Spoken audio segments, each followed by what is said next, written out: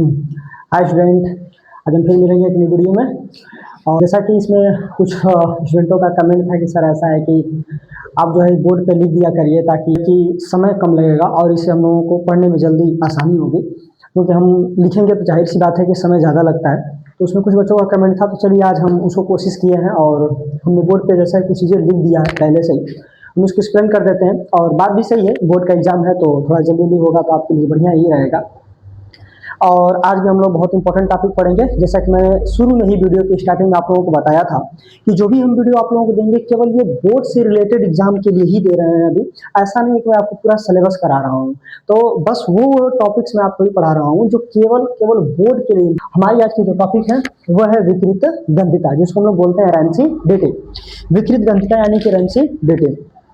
अब ये जो रेंसिडिटी होती है होती क्या है? देखिए, रेंसिडिटी का सीधा सा मतलब आपका खाना जो होता है बसिया जाता है, जिसको नॉर्मल बोलते हैं खाना बसिया गया है, खराब हो गया, हम कहीं भी नहीं करेंगे। तो बाबू आइए इस बात को हम देख लेते हैं। देखिए, इसी परिभाषा क्या होती है रेंसिडिटी की? सिंपल सी बात है कि जब वसा और तेल से बने खाद्य पदार्थों में ऑक्सीकरण की क्रिया हो जाती है, ऑक्सीकरण की क्रिया हो जाती है तो खाद्यान्न का स्वाद बेकार लगता है और गंध आने लगती है। खाद्यान्न का स्वाद क्या है? बेकार लगता है और गंध आने लगती है, तो इसे ही हम क्या बोलते हैं? विकृत गंधिता कहते हैं। यानी सिंपल शब्द में आप कह सकते हैं कि जो हमारा भोजन होता है जब उससे बेकार स्वाद आने लगे और महकने लगे, गंध आने लगे, दुर्गंध निकलने लगे, तो उसको हम क्या बोलते हैं? विकृत गंधिता कहते हैं। अब ये जो विकृत गंधिता होती है ये होती क्यों है? क्या इसका रीजन है होने का? तो रीजन आपको ऊपर ही बताया गया है कि जितने भी हमारे तेल और वसा से बने हुए खाद्य पदार्थ होते हैं इनमें क्या हो जाए? ऑक्सीकरण की क्रिया हो जाए। मेन बात यहाँ पर क्या है कि ऑक्सीकरण की क्रिया हो जाए। याद रखिएगा, ऑक्सीकरण क्या होता है? इसके जस्ट पहले वीडियो में मैंने ऑक्सीकरण इसीलिए पढ़ाया था क्योंकि ऑक्सीकरण बहुत इंपॉर्टेंट टॉपिक है और जो ऑक्सीकरण होगा ये आपके बोर्ड में आता ही आता है, इसलिए ऑक्सीकरण को मैंने पहले ही पढ़ा दिया था। तो अगर आपको यहाँ दिक्कत हो रही सर ऑक्सीकरण क्या है, तो इसके लिए आप हमारी पिछले वीडियो देखिए, जस्ट इसके पहले ही मैंने अपलोड किया हुआ था, तो उसको आप देख लीजिएगा, आपको पता चलेगा कि ऑक्सीकरण क्या होता है। आइए, तो ऑक्सीकरण क्रिया होती है जिसके कारण हमारे जो खाद्यान्न होते हैं वो बेकार लगने लगते हैं और उनसे गंध आने लगती है।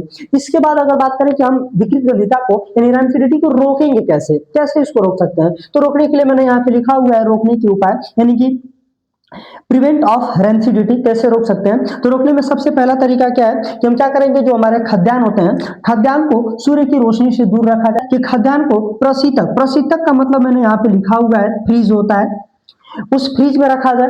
तीसरा क्या है कि जो चिप्स होते हैं, चिप्स का मतलब जितने भी जो दुकान पे जो पैकेट्स में जो खाने के लिए जो सामान आते हैं जो कंपनियां बेचती है, जैसे कि जो कुरकुरे हो गया, एक जो है मोटू और पतलू करके आता है, पापा की परी करके आता है, तो जितने भी चिप्स के पैकेट्स होते हैं इन पैकेटों में क्या है कि नाइट्रोजन गैस भर देना चाहिए। और जब आप नाइट्रोजन गैस भर देंगे तो नाइट्रोजन क्या होता है कि आप जानते हैं कि ये बहुत ही कम क्रियाशील गैस होती है, जिसके कारण ये ऑक्सीकरण की क्रिया नहीं होने देती है और हमारा जो खाद्यान्न है वो बहुत लंबे समय तक बचा रहता है। इस तरह से हम उसको रोक सकते हैं, बचा सकते हैं। अगला क्या तरीका है बचाने का कि जो खाद्यान्न होते हैं खाद्यान्न को वायुरोधी बर्तन में रखना चाहिए। वायु हमारी अगली टॉपिक है बेकिंग सोडा, खाने वाला सोडा। याद रखिएगा, खाने वाला सोडा, बेकिंग सोडा बार बार पूछे जाने वाला ये क्वेश्चन है बोर्ड के एग्जाम में, ये देखने को जरूर मिलेंगे। आइए इसको देख लेते हैं। देखिए, जो बेकिंग सोडा होता है जिसको खाने वाला सोडा कहा जाता है, इसका रासायनिक नाम क्या है? तो इसका जो रासायनिक नाम है वो है सोडियम बाइकार्बोनेट। इसका रासायनिक नाम है सोडियम बाइकार्बोनेट। और याद रखेंगे ये जिस सीक्वेंस में लिखा गया है, जिस सीक्वेंस में आपको बताएंगे उसी सीक्वेंस में लिखना भी है बोर्ड के एग्जाम में। अगर ये आता है क्वेश्चन, हालांकि चांसेस पूरी है, अगर ये आता है तो इसको इसी सीक्वेंस में लिखिएगा। ये नहीं कि रासायनिक गुण पहले कर दिए, भौतिक गुण पहले कर दिए, चाहे उपयोग आगे पीछे नहीं कर दिए, कुछ नहीं, जो जैसे सीक्वेंस है उसी सीक्वेंस में इसको आपको लिखना है। आइए तो देखिए, इसका रासायनिक नाम क्या है? सोडियम बाइकार्बोनेट है। और इसका सूत्र क्या होता है? जिसका रासायनिक सूत्र है आपका NaHCO3। इसका रासायनिक सूत्र NaHCO3। और ये किस प्रकृति का होता है? याद रखिएगा, ये जो है अम्लीय प्रकृति का होता है। किस प्रकृति का होता है? तो अम्लीय प्रकृति का होता है। ये अम्लीय प्रकृति का होता है, इसके लिए बहुत अच्छा ये गुण है। आगे मैं लास्ट में उपयोग बताऊंगा इसका, ये जो अम्लीय प्रकृति का है इससे कितना बेनिफिट है आपको। आगे बढ़ते हैं। अब ये जो है कि इसको कैसे आप बनाएंगे, यानी कि ये जो बेकिंग सोडा है जिसको हम खाने वाला सोडा कहते हैं, ये प्राप्त कैसे होता है, ये कैसे मिलता है, कैसे बनाया जाता है। तो बनाने की विधि देख लेते हैं। तो जो सोडियम कार्बोनेट होता है, सोडियम कार्बोनेट के जलीय विलयन में, सोडियम कार्बोनेट के जलीय विलयन में carbon dioxide gas, carbon dioxide gas से जब क्रिया कराई जाती है तब जाकर के हमको जो है कि बेकिंग सोडा यानी कि खाने वाला सोडा की प्राप्ति होती है। उसका रिएक्शन देख लीजिए और इसकी परिभाषा की टेंशन ये ना लीजिएगा नहीं सर जी हम काम करते हैं परिभाषा रखना शुरू कर देते हैं।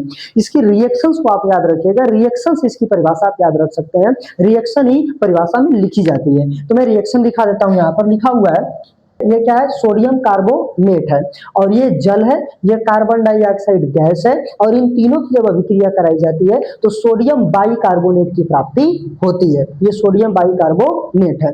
अगर यहाँ पे आप ध्यान से देख रहे होंगे तो ये जो मैंने अभिक्रिया लिखा हुआ ये बैलेंस नहीं है, तो इसको हम बैलेंस कर देते हैं। तो बैलेंस करने के लिए क्या करना पड़ेगा, देखिए जितनी संख्या इधर होगी उतना ही संख्या इधर भी होनी चाहिए। एग्जाम्पल के लिए यहाँ पर सोडियम 2 है तो इधर भी सोडियम 2 होना चाहिए। तो देखिए इधर सोडियम तो 2 है लेकिन इधर सोडियम 1 है, तो हम पहले सोडियम को ही बैलेंस कर लेते हैं। तो यहाँ पर हम 2 लिख देते हैं और इससे क्या होगा कि सोडियम तो हमारा बैलेंस हो गया। सोडियम बैलेंस हुआ लेकिन अन्य की संख्याएं बढ़ गई, जैसे अब हाइड्रोजन यहाँ पर 2 हो गया, कार्बन भी 2 हो गया, लेकिन ऑक्सीजन कितना हो गया, तो ऑक्सीजन के बगल में देखिए 3 लिखा हुआ है और शुरू में 2 लिखा हुआ है, तो इन दोनों का आपस में गुणा होगा तो 3 गुणा के 6 यानी हाइड्रोजन हो जाएगा, सॉरी ऑक्सीजन हो जाएगा 6।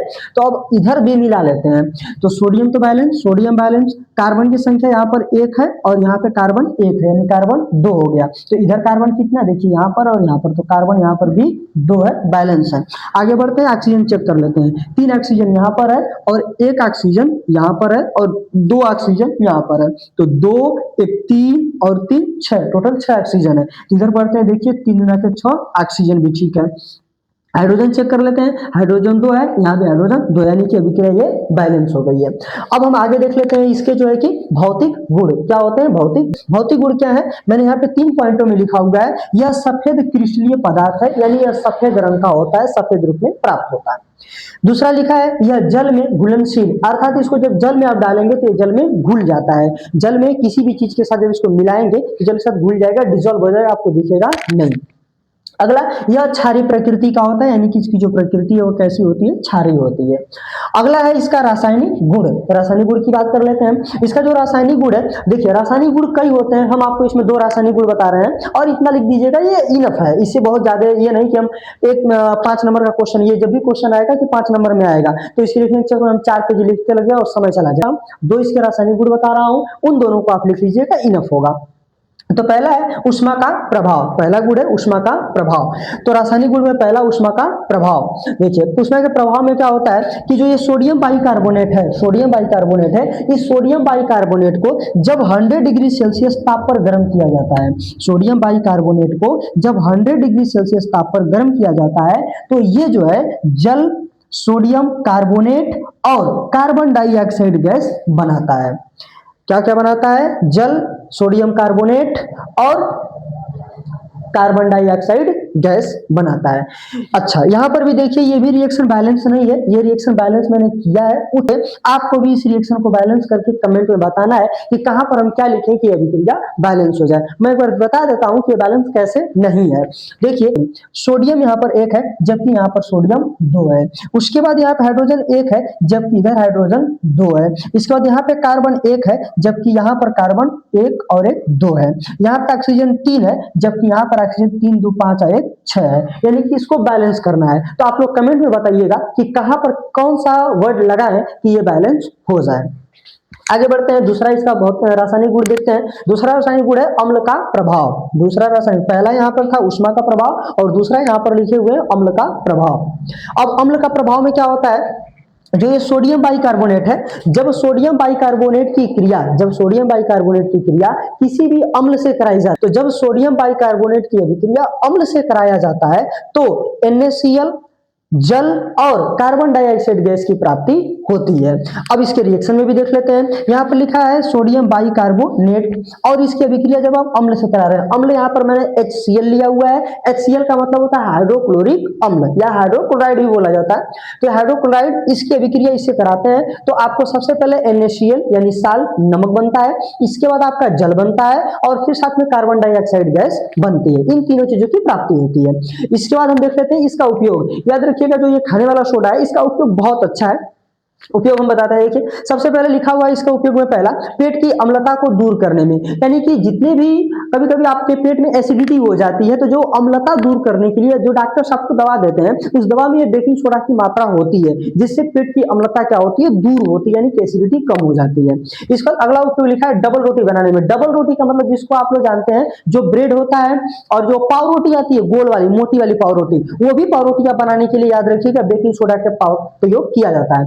अच्छा, एक चीज और आप लोग जानते हैं जो हमारी मम्मी लोग होती हैं, ये लोग कभी कभी आप लोग सुने होंगे, ये लोग बोलते हैं कि ऐसा है कि ठेकुआ ठेकुआ सबके घर में बनता है, तो लोग कहते हैं कि ऐसा है कि इसको सान कर आटा जो है कि कल तक रख दो, कल रख दो, सुबह में बनाना बहुत ही बढ़िया होगा। तो देखो बाबू यहाँ पर मेन कंसेप्ट क्या है कि जब वो लोग अटवा सानती है सब, तो अटवा में क्या करते हैं सब सोडा मिला देती है लोग, और जब सोडा मिला देती है लोग तो वही वही सोडा, कौन सा वाला सोडा, यही खाने वाला सोडा जिसको हम बेकिंग सोडा कह रहे हैं, व्हाइट कलर का होता है, और जब इसको मिला देती है तो उसमें खूब अभिक्रिया करता है, खूब अभिक्रिया करेगा, और अभिक्रिया करेगा अटवा को फुला देगा, और जब अटवा फूल जाएगा तो सुबह उसको ठेकुआ बनाएगा सब, और ठेकुआ बनाएगा तो अटवा से ठेकुआ खूब बड़ा बड़ा फूलेगा, अब फूलेगा तो कितना अच्छा बन रहा है। तो ये जो अच्छा बन रहा है उसका मेन कारण यही है कि वहां पर क्रिया हुई है, और क्रिया होने के कारण ठेकुआ बढ़िया बन रहा है। इसलिए नहीं बना कि 2 घंटा पहले अवस्थान के बढ़िया रख दी तो बना था, नहीं, उसमें बेकिंग सोडा डाला था तब वो बढ़िया बना था। देखिए अगला उपयोग है इसका आग बुझाने में, आग को बुझाने में, यानी कि देखिए इसका मैं एक्सपेरिमेंट भी कर चुका हूं, हो सकता है कि आपको, अब तो ये बोर्ड एग्जाम के लिए पढ़ा रहा हूं, अगली बार जब मैं आप लोगों को क्लास पढ़ाऊंगा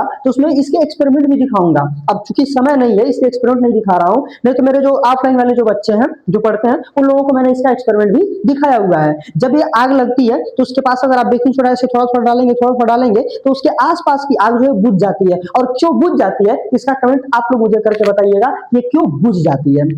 चले अगला उपयोग देखते हैं, कच्चे दूध को फटने से बचाने में। ये बहुत जबरदस्त है, कच्चे दूध को बचाने में। देखिए कच्चा दूध जो होता है वो आप अगर ऐसे रख देंगे तो कुछ देर बाद वो फट जाता है, लेकिन अगर उसमें आप क्या करते हैं, ये बेकिंग सोडा यानी कि खाने वाले सोडा को डाल देते हैं तो वो दूध आपका नहीं फटेगा। अब क्यों नहीं फटेगा उसका रीजन बता देते हैं। देखिए जो दूध होता है इसमें एक अम्ल पाया जाता है जिसका क्या नाम है, लैक्टिक एसिड नाम है। दूध में कौन सा अम्ल होता है, ये जो दूध है इसमें एक अम्ल होता है जिसका नाम है लैक्टिक एसिड।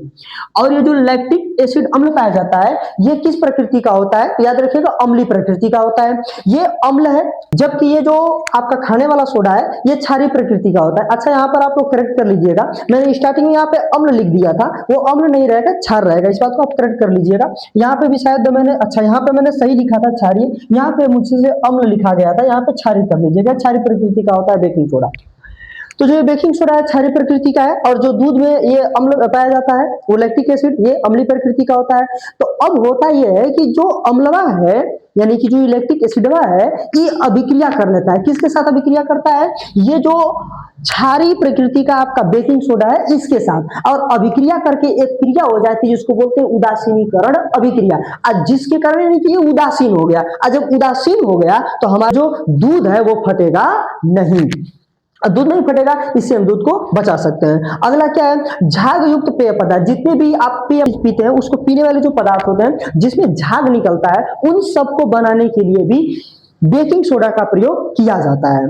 ठीक है, तो ये हमने आपको बता दिया जो है, और याद रखिएगा बाबू आपको तभी तक याद किया जाएगा जब तक आप किसी के काम आओगे, क्योंकि इतिहास गवाह है कि आग लगने के बाद तीली को बुझा के फेंक दिया जाता है। ठीक उसी प्रकार से अगर आपसे कोई लगाव रखता है वो एक दिन आपको छोड़ के चला जाएगा क्योंकि उसका काम खत्म हो चुका है, उसी प्रकार से जिस प्रकार से तीली को बुझा के फेंक दिया जाता है। वीडियो के लिए आप लोग सब्सक्राइब कर लीजिएगा, फिर आप लोगों को बहुत अच्छी वीडियो मिलेंगे जो आपके बोर्ड के लिए बहुत काफी इंपॉर्टेंट होंगी। Thank you.